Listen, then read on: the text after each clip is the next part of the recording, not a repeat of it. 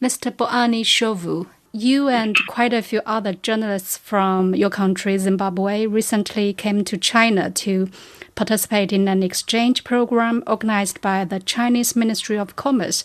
Could you tell us something about the program? What's it all about? Thank you for having me. The program was a seminar for media practitioners of Zimbabwe to find out how China is developing their country, where China started from, the opportunities that China has for countries like Zimbabwe. For example, the zero tariff policy that China has introduced, the opportunities there for businesses, and just to get a grip of how China is evolving. You mentioned there are seminars. I bet there are discussions with different experts. So after attending seminars and engaging with experts in different fields, what were your biggest takeaways? After attending seminars and engaging with experts, one of my biggest takeaways was the importance of long-term planning. China's transformation did not happen like overnight, but it was a result of consistent policies implemented over decades. Another lesson was the country's focus on innovation, whether it is in renewable energy, manufacturing, or digital technology. That was a key takeaway as China has invested heavily in research and development.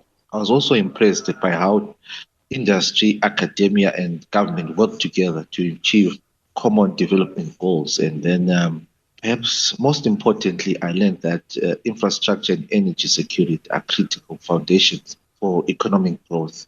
That's very important observation. Long-term planning, consistency, of course, they are very important. You also talked about energy security. Talking about energy security, I think this could be one issue that remains important for many African countries, including your country. I mean, Zimbabwe still faces challenges related to electricity shortages. So given this situation, how do you think China's solar photovoltaic and energy storage solutions can possibly contribute to improving your country's energy supply? I believe China's photovoltaic and energy storage models are highly relevant to Zimbabwe. Our country enjoys a lot of sunshine throughout the year, so making solar energy one of the most viable solutions to our electricity challenges. What impressed me most was not only the scale of China's solar projects, but also the integration of battery storage systems that allow energy generated during the day to be used at night. This could be a game changer for Zimbabwe.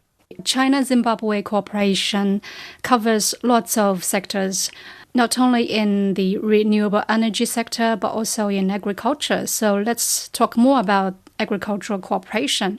We know China has been importing lots of agricultural products from your country, including citrus and macadamia nuts. You also mentioned during your visit last time, you attended seminars on China's zero tariff policy for 53 African countries. So with this zero tariff policy in effect, what opportunities do you think this will bring to Zimbabwe when it comes to agricultural cooperation in particular? Well, the zero tariff policy creates a major opportunity for Zimbabwean exporters by giving them greater access to one of the world's largest consumer markets. 1.4 billion people is a lot of people. For us, it's a very great opportunity.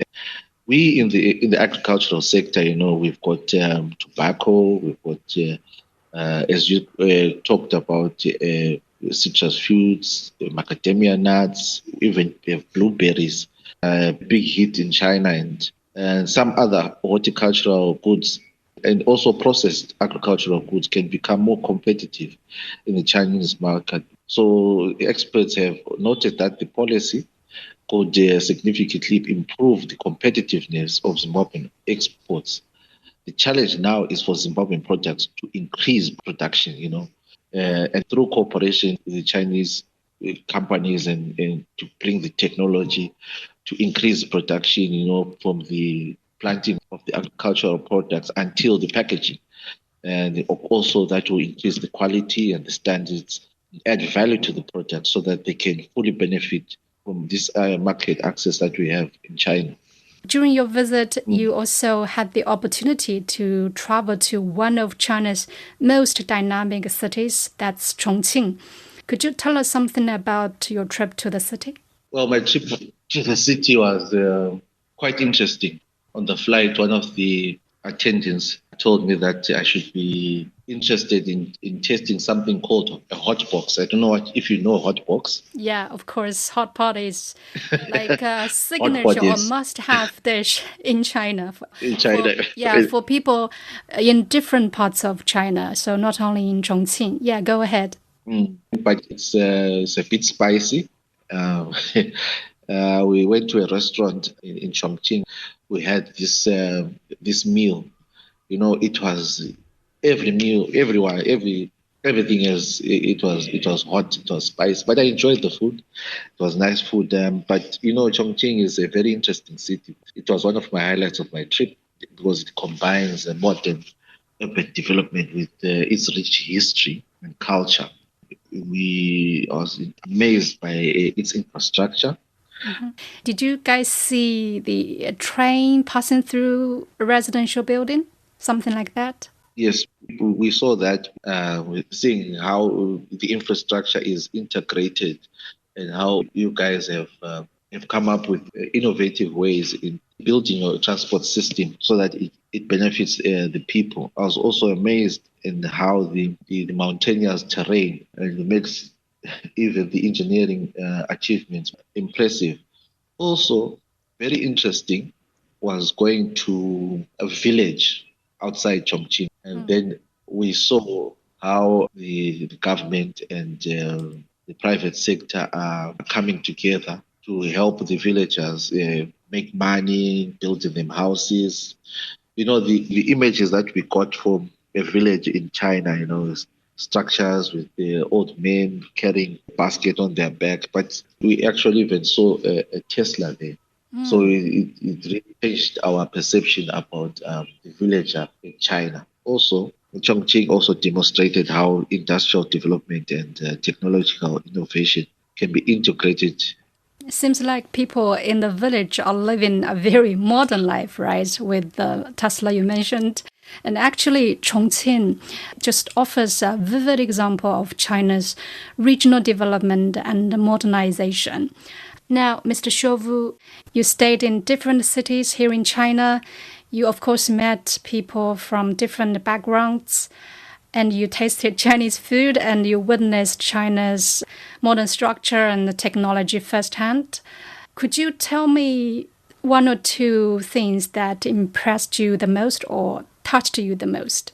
I was impressed by every company that we visited using modern technology or virtual reality, your modern cinemas and 3D cinemas. It is really, really impressive how those are integrated into telling the story of China. And then also, what impressed me the most also was the scale of development and the speed at which innovation is being implemented. Massive solar installations and modern transport infrastructure was remarkable.